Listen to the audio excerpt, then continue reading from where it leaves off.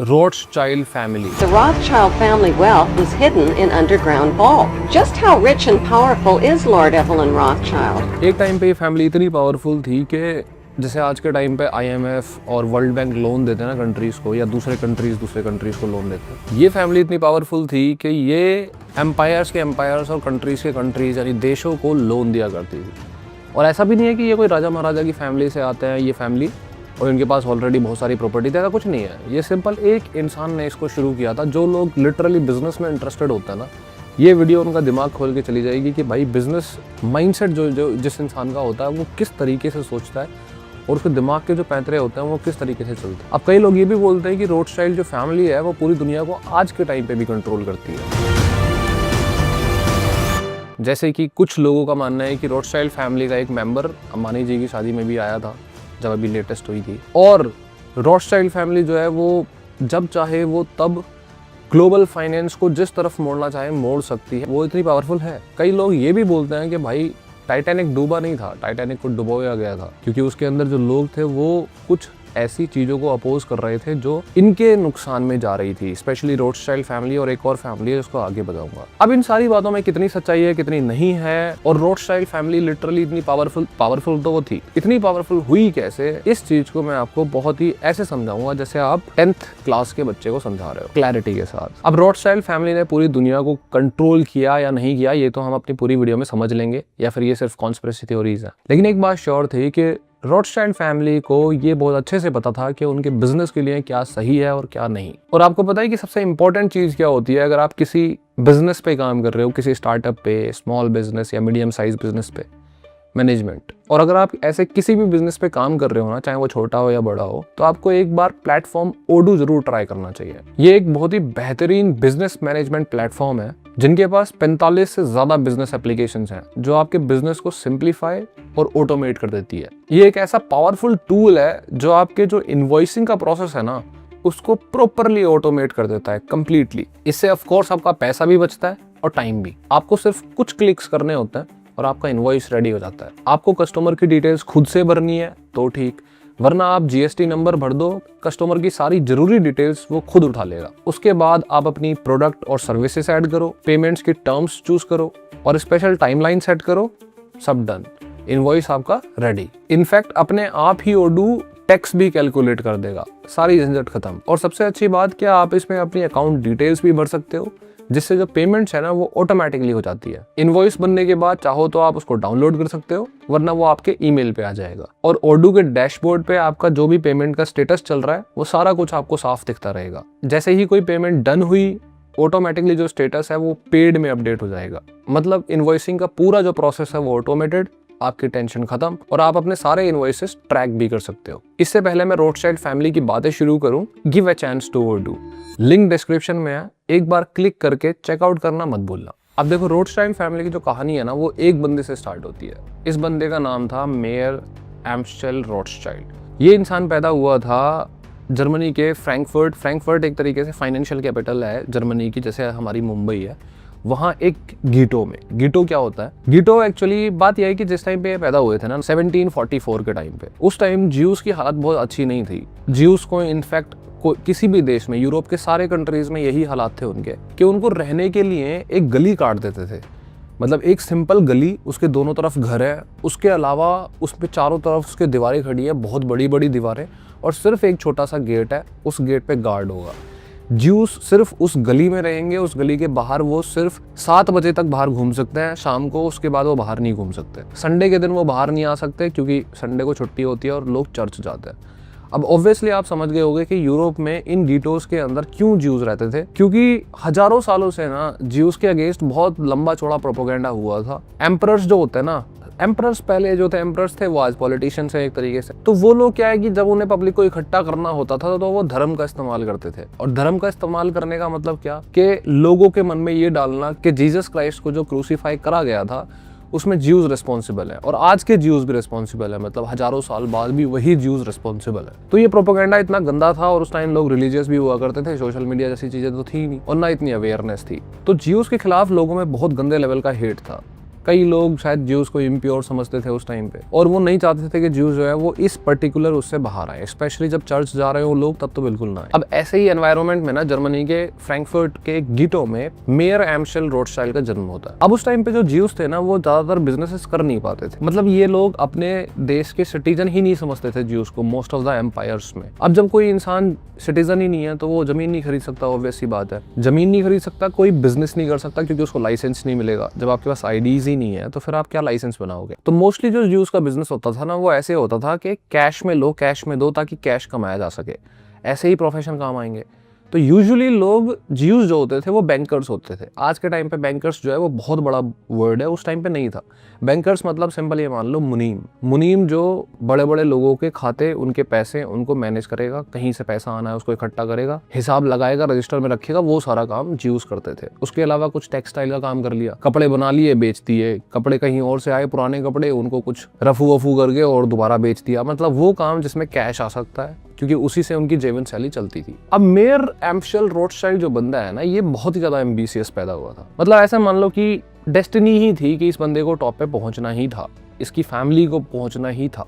Nature का मैंने बताया ना कि इनबिल्ट एक बैलेंस है, जो सबसे नीचे रह चुका है वो एक दिन सबसे ऊपर जाएगा ही जाएगा, ये इनबिल्ट बैलेंस है नेचर का। तो मेयर एम्शेल रोथशाइल्ड जो है ऑफ कोर्स ये बंदा भी मुनीम बनने की कोशिश करेगा। अब इस बंदे ने सोचा कि भाई अब मुनीम ही बनना है तो क्यों ना सबसे पावरफुल इंसान का बनो एम्पायर में, और सबसे पावरफुल कौन है? प्रिंस। अब फ्रैंकफर्ट उस टाइम पे जो है वो हेसे कैसल नाम का एक एम्पायर हुआ करता था, उसके अंडर आता था। अब हेसे कैसल एम्पायर के जो प्रिंस थे ना वो थे प्रिंस विलियम। तो मेयर एम्शेल रोथशाइल्ड ने एक दिमाग लगाया कि भाई कैसे मैं प्रिंस के पास पहुंच सकता हूँ। तो उसको पता चला कि भाई प्रिंस जो है वो बहुत ज्यादा एंटीक कॉइन्स जो होते हैं ना उसमें वो बंदा बहुत इंटरेस्टेड रहता है। आर्ट्स में पैसे वाले लोग अक्सर इंटरेस्टेड रहते ही हैं। तो मेयर एम्शेल रोथशाइल्ड ने, इस बंदे ने क्या किया, अब मैं अगर ऐसा बोल रहा हूँ ना कि इस बंदे ने क्या किया, इसका मतलब ये नहीं है कि मैं रिस्पेक्ट नहीं कर रहा, बस वही है कि सचिन तेंदुलकर ने सेंचुरी मार दी, सचिन बहुत बढ़िया खेलता है, इस टाइप से ही है। तो इस बंदे ने क्या किया, इसने एक पोर्टफोलियो तैयार करा जिसमें बहुत एंटीक कॉइन्स को इसने इकट्ठा करा मेहनत करके और उसको प्रिंस विलियम्स को भेज दिया। अब उस टाइम पे ना लोग थोड़े इतने सोफिस्टिकेटेड जेंटलमैन टाइप के नहीं होते थे, तो वो पोर्टफोलियो जो है वो प्रिंस विलियम को काफ़ी मतलब उनके दिल को छू गया। उन्होंने फिर मुलाकात के लिए बुलाया, बातचीत हुई और वो एक जॉब या काम दे दिया अपने साथ में ही, क्योंकि प्रिंस विलियम के पास तो प्रॉपर्टीज, प्रिंस है भाई, बहुत सारा कुछ होता है। धीरे धीरे मेयर एम्शेल रोथशाइल्ड को प्रिंस विलियम का भरोसा जीतना था, उनका बहुत खास बनना था, क्योंकि इसके एक्चुअली बेनिफिट्स थे। बेनिफिट्स क्या थे भाई? जो वो गीटोज है ना जिनसे बाहर निकलने के लिए भी आप 7 बजे के बाद अलाउड नहीं है, अगर आप प्रिंस विलियम के मुनीम हो ना या खास हो तो आप बाहर रह सकते हो, क्योंकि वो प्रिंस है, आपको स्पेशल परमिशंस मिल जाएंगी, आप संडे के दिन भी बाहर रह सकते हो सकता है आप अपना घर भी बाहर बना लो, इन सारी चीज़ों की आपको फैसिलिटीज़ मिल जाएंगी। इस टाइम तक खैर जो ज्यूज के खिलाफ हेट था या प्रोपेगेंडा था ना वो काफ़ी वीक हो गया था, क्योंकि ये चल रहा था 2000 सालों से। अब तो ये काफ़ी वीक हो चुका था ऑलरेडी, अब दुनिया मूव ऑन कर चुकी थी, ज्यूज के पास इतनी कोई पावर थी नहीं, वो वैसे ही काफ़ी वीक सिचुएशन में थे। तो मेयर एम्शेल रोथशाइल्ड को एक बहुत ही ईजी कॉन्सेप्ट दिखा कि भाई जो प्रॉब्लम प्रिंस विलियम फेस करेंगे वो उसको सॉल्व करनी है, तभी वो खास बन सकता है। और प्रिंस विलियम उस टाइम पे एक प्रॉब्लम फेस करते थे कि उनकी जो आर्मीज होती थी ना वो बाकी एम्पायर्स के लिए लड़ती थी। हेसे कैसल जो है वो इतना बड़ा एम्पायर नहीं था जितना ब्रिटिश एम्पायर है या नेपोलियन का एम्पायर था या नेपोलियन का फ्रांस था, उतना बड़ा नहीं था। तो ये अपनी आर्मीज को भेजते थे। अब आर्मीज को आप अपनी भेजोगे तो आपको अपनी आर्मीज के लिए गोल्ड और सिल्वर देना पड़ेगा। क्यों? आपकी जो हेसे कैसल के कॉइन्स है ना वो हेसे कैसल में ही चल सकते हैं। अगर ब्रिटिश आर्मी के साथ वो लड़ने जा रहे हैं तो उनको गोल्ड और सिल्वर चाहिए, क्योंकि वो कौन से देश में चले जाए पता नहीं, और हेसे कैसल के कॉइन्स आपके चलेंगे नहीं, वहां जाके आप वो खाना पीना, उनका रहना सहना सब कुछ करना चाहेंगे, वो होगा नहीं, उनको चाहिए गोल्ड और सिल्वर। तो यहाँ प्रिंस विलियम को एक बहुत मेजर इशू होता था कि भाई मैं आर्मीज ब्रिटिश एम्पायर वगैरह को दे तो देता हूँ और उसके बदले में ऑफ कोर्स ब्रिटिश एम्पायर उनको कुछ वापस करता ही होगा, लेकिन प्रॉब्लम ये आती है कि गोल्ड और सिल्वर जो है ना वो मेरे पास कम हो रहे हैं, बचे नहीं है, और बड़ी दिक्कत होती है इस चीज की। यहाँ से मेयर एम्शेल रोथशाइल्ड को एक दिमाग लगाया उन्होंने और उन्होंने सोल्यूशन ढूंढा कि हेसे कैसल में तो कॉइन चल जाते हैं ना, तो वहां तो गोल्ड और सिल्वर की जरूरत नहीं है ना लोगों को, तो वो हेसे कैसल से गोल्ड इकट्ठा करते थे लोगों से और उस गोल्ड को प्रिंस विलियम को सप्लाई करते थे। प्रिंस विलियम को तो जितना मर्जी गोल्ड दे दो उनको फर्क नहीं पड़ता, चाहे उनके पास कॉइन्स हो या गोल्ड हो, फर्क नहीं पड़ता, उल्टा गोल्ड या सिल्वर ज्यादा वैल्यूएबल है क्योंकि वो आर्मी को देना पड़ेगा जब वो कहीं और जाएंगे। तो एक गारंटेड डिमांड हो गई प्रिंस विलियम की तरफ से, गारंटेड डिमांड हो गई तो मेयर एम्स्टेल रोथशाइल्ड जो है वो एक प्रॉपर बिजनेस उन्होंने खोल दिया कि भाई तुम अपने गोल्ड लेके आओ और मेरे से हेसे कैसल के जो कॉइन्स होते हैं वो लेके चले जाओ। और हेसे कैसल एम्पायर के जो कॉइन्स हैं वो उस एम्पायर में तो बहुत यूजफुल है, क्योंकि गोल्ड तो फिर चोरी हो जाता है, बहुत सारे लफड़े उसके साथ, लेकिन आपका कॉइन तो कॉइन ही है। अगर आपको वहीं रहना है तो आपको कॉइन में ही ज्यादा फायदा है। तो यहाँ से मेयर एम्स्टेल रोथशाइल्ड ने पहले तो प्रिंस विलियम जो है ना उनका अच्छा खासा ट्रस्ट जीता, मतलब क्लोज हो गए काफी, क्योंकि उनकी प्रॉब्लम सॉल्व करी। दूसरी चीज ये कि अच्छा खासा बिजनेस क्रिएट करा, इसको ही फ्रंट रनिंग बोलते हैं एक्चुअली आज के टर्म्स में। मोस्ट ऑफ द जो बिजनेस टर्म्स है ना वो कहीं ना कहीं मेयर एम्स्टेल रोथशाइल्ड ने ही इन्वेंट करी या उनकी फैमिली ने ही इन्वेंट करी। हो सकता है वो पहले भी हो रही हो, लेकिन जो इंट्रोड्यूस करी ना मेजर मार्केट में वो इन्होंने ही करी। फ्रंट रनिंग क्या होता है कि आप एक चीज कहीं से उठाओ, वहां भी पैसा कमाओ। जैसे गोल्ड वो लोगों से उठा रहे थे, वहां से कुछ पैसा कमाते थे, कुछ ना कुछ कमीशन या फिर छोटा मोटा पार्ट, और वही गोल्ड उठा के प्रिंस विलियम्स को बेचते थे, जहाँ से वो दोबारा से पैसे कमाते थे। 7-8% का कमीशन, अच्छा खासा मोटी कमाई उन्होंने की। लेकिन ऑब्वियसली बात है कि मेयर एम्स्टेल रोथशाइल्ड इस कमाई से तो वो दुनिया के इतनी स्ट्रॉन्ग फैमिली नहीं बन सकते, ऑब्वियसली बात है। अब यहाँ पे उनकी लाइफ का एक क्रिटिकल पॉइंट आया। क्रिटिकल पॉइंट क्या था कि उनके 5 बेटे हुए, 5 बेटी हुई। उनके दिमाग में हमेशा ये रहता था कि भाई प्रिंस विलियम के साथ मैं काम कर रहा हूँ, पैसा कमा रहा हूँ, अच्छा खासा फैसिलिटीज़ भी मिल रही हैं, लेकिन प्रिंस विलियम हमेशा प्रिंस रहेंगे इसकी क्या श्योरिटी है। यूरोप तो वैसे भी बहुत वॉलेटाइल सिचुएशन में रहता था, हर 10-15 साल में वहाँ वॉर होना बहुत आम बात हो चुकी थी ऑलरेडी। तो अगर प्रिंस विलियम प्रिंस नहीं रहे, मान लो फ्रांस ने अटैक कर दिया और फ्रांस ने अपने कॉइन्स लागू कर दिए, तो ज्यूस के पास तो वैसे ही प्रॉपर्टी तो वो खरीद नहीं सकते, तो उनकी जो कॉइन्स हैं, पैसा कमाया, वो सब वेस्ट हो गया। गोल्ड वो और सिल्वर जो है वो अपने पास रखते भी नहीं थे, क्योंकि वो आगे सप्लाई करने हैं। तो मेयर एम्स्टेल रोथशाइल्ड का दिमाग चला। अभी एम्बिशियस इंसान के साथ यही होता है, वो हमेशा ये सोचता रहता है व्हाट नेक्स्ट, और आगे बढ़ने के लिए और क्या करना चाहिए, और क्या करना चाहिए। अब यहाँ से मेयर एम्स्टेल रोथशाइल्ड ने अपने 5 बेटों को 5 बड़े एम्पायर्स की कैपिटल में भेज दिया। London, Vienna, Naples. एक जो सबसे बड़े बेटे थे उनको फ्रैंकफर्ट ही रख लिया, और 5वां जो था वो पेरिस, सबसे छोटा, फ्रांस के अंदर। ऑब्वियसली एक तो इसका सिक्योरिटी रीजन था, दूसरा ये रीजन था कि अगर प्रिंस विलियम के साथ काम करके उनको इतना फायदा हो रहा है, तो बाकी एम्पायर्स के जो प्रिंस होते हैं उनको भी तो सेम ही जरूरत पड़ती होंगी ना, उनको भी तो गोल्ड और सिल्वर चाहिए ही। तो सेम ही मेथोडोलॉजी तुम वहां जाके लगा दो, उनके प्रिंस के करीबी बन जाओ, ताकि सिक्योरिटी ज्यादा हो। अगर कोई एम्पायर उजड़ भी जाए तो दूसरा एम्पायर तो है। लेकिन जब उन्होंने अपने बेटों को बाहर भेजना तो उनके कुछ रूल्स थे, फॉर्मल रूल्स, जिसकी वजह से रोथशाइल्ड फैमिली आज तक भी टिकी हुई है। फॉर्मल रूल्स क्या थे कि कोई भी जो बिजनेस का डिसीजन है वो फैमिली के बीच में होना चाहिए। फैमिली के अंदर कोई भी आर्ग्यूमेंट या लड़ाई होती है वो फैमिली के बाहर नहीं जाएगी, चाहे कुछ भी हो जाए। एक थोड़ा कंट्रोवर्शियल भी है कि फैमिली में जो विमेन है, लड़कियां हैं, उनको तुम डाउरी दो, उनको दहेज दो बढ़िया दबा के, लेकिन वो बिजनेस का पार्ट नहीं बनेगी, फीमेल बिजनेस का पार्ट नहीं बनेगी। और फीमेल का हस्बैंड जो होगा, सन इन लॉ, वो भी नहीं बनेगा। मतलब सीधे सीधे ये है कि रोथशाइल्ड की लेगेसी रोथशाइल्ड फैमिली में ही रहेगी, उनके बेटों में, 5 बेटे, उसके बाद जो बेटे होंगे उनमें। ये बहुत ही स्ट्रिक्ट रूल्स थे मेयर एम्स्टेल रोथशाइल्ड के। और इनके बच्चों के लिए भी ना ये हो गया कि ये रूल्स जो हैं वो एक तरीके से कोड ऑफ कंडक्ट बन गया जिंदगी जीने का। वो भी इन रूल्स को कभी नहीं तोड़ते थे। और मेयर एम्स्टेल रोथशाइल्ड का एक और रूल था कि भाई तुम जो 5 पैसा कमाओगे ना, उसमें कोई एक बंदा जो है वो बहुत सारा पैसा कमा ले, मान लो प्रॉफिट्स कर ले, तो वो 5 का है प्रॉफिट्स।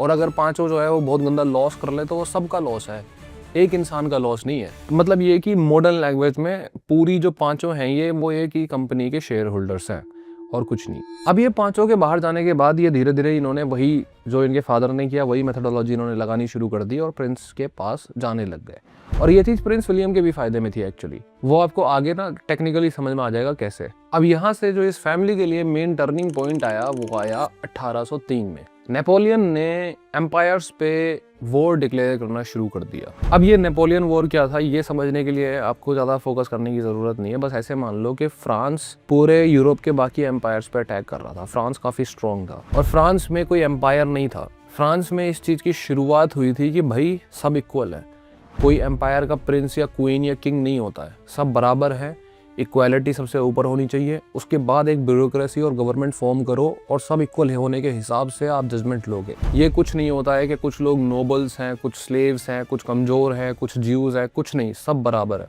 तो नेपोलियन जो है वो उस फ्रांस को लीड कर रहे थे और अच्छी खासी मतलब फ्रांस की स्ट्रॉन्ग आर्मी थी। तो फ्रांस ने जब एम्पायर्स में वॉर डिक्लेयर करा तो ये बहुत क्रिटिकल पॉइंट बन गया, क्योंकि 1806 में वही हुआ जो मेयर एम्स्टेल रोथशाइल्ड ने सोचा हुआ था।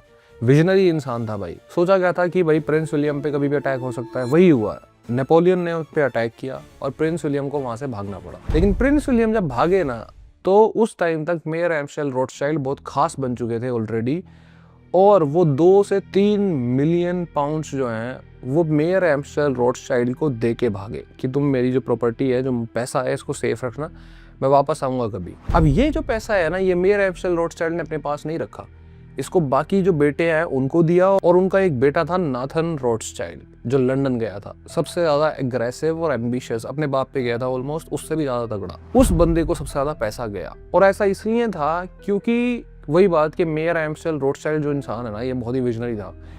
इसको पता था कि जब नेपोलियन ने वॉर डिक्लेयर कर दिया है एम्पायर्स के खिलाफ, तो बाकी जो एम्पायर्स हैं ना वो ऑटोमेटिकली ही नेपोलियन को हराने के लिए आएंगे, जिसमें से सबसे बड़ा एम्पायर है ब्रिटिश एम्पायर, जिसकी यूके मतलब लंदन। और ये हुआ भी 1803 में नेपोलियन के द्वारा जब वॉर स्टार्ट करा गया ना, तो 1805 में ब्रिटिश एम्पायर ने वॉर डिक्लेयर कर दिया फ्रांस के ऊपर। वही हुआ जो मेयर एम्शेल रोथस्चाइल्ड ने अपने विजनरी तरीके से सोचा। अब उनको ये बात पता थी कि ब्रिटिश एम्पायर जो है वो तगड़ा है, ठीक है। देखो, हर बिजनेस में रिस्क होता है, और वो रिस्क जो है वो इस रोथस्चाइल्ड फैमिली ने भली भांति लिया है। ये लोग लॉस से नहीं डरते थे, बस इनको ये था कि हम उस साइड खड़े होने चाहिए जो जीतेगा। अब इनको पता था, मेयर एम्शेल रोथस्चाइल्ड को स्पेशली पता था, उसके बेटों को, कि भाई ब्रिटिश एम्पायर जो है वो फ्रांस से नहीं हारेगा, बहुत ही ज्यादा तगड़ा एम्पायर है, वो बहुत पावरफुल है। हारेगा तो बिल्कुल भी नहीं, जीतेगा नहीं जीतेगा वो श्योर नहीं है। क्यों ऐसा है? क्योंकि ब्रिटिश एम्पायर को फ्रांस को हराने के लिए सिर्फ ब्रिटिश एम्पायर के आसपास लड़ाई नहीं करनी, जहां जहां फ्रांस ने कब्जा कर रखा है वहां भी जाना पड़ेगा।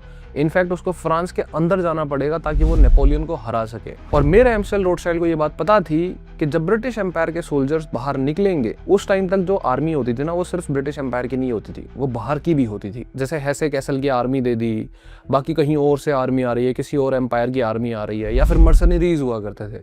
मर्सनरीज या आर्मीज जो है ये पैसे के लिए काम करती थी। इस टाइम तक लॉयलिटी एम्पायर के लिए इतनी बची नहीं थी आर्मीज के अंदर। तो इतना उनको क्लियर था कि जब ब्रिटिश एम्पायर की जो आर्मीज हैं, हायर्ड आर्मीज, मर्सनरीज, जब वो फ्रांस के अंदर या आसपास लड़ रही होंगी ना, तो उनको पैसा चाहिए होगा।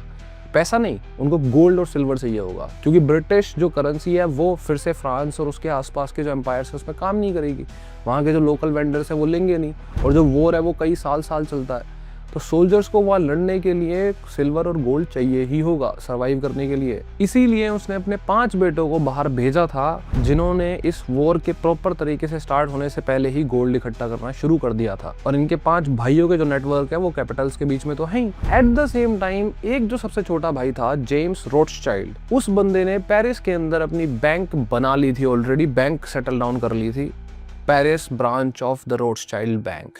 और इस बैंक का फायदा क्या है? जब ब्रिटिश आर्मी के सोल्जर्स वहां लड़ेंगे या मर्सनरीज लड़ेंगे, ऑफ कोर्स ब्रिटिश एम्पायर उनको कोशिश तो करेगा ही कि ब्रिटिश करेंसी में पेमेंट करी जाए। उनके पास ब्रिटिश करेंसी होगी जो फ्रांस नहीं लेगा, तो वो सस्ते दामों पे, जैसे कि 100 रुपए के 50 रुपए की वैल्यू से, 60 रुपए की वैल्यू से, 70 रुपए की वैल्यू से जेम्स रोथस्चाइल्ड की बैंक लेगी पेरिस के अंदर, जो फ्रांस में है, जब वो लड़ रहे होंगे ब्रिटिश एम्पायर के सोल्जर्स।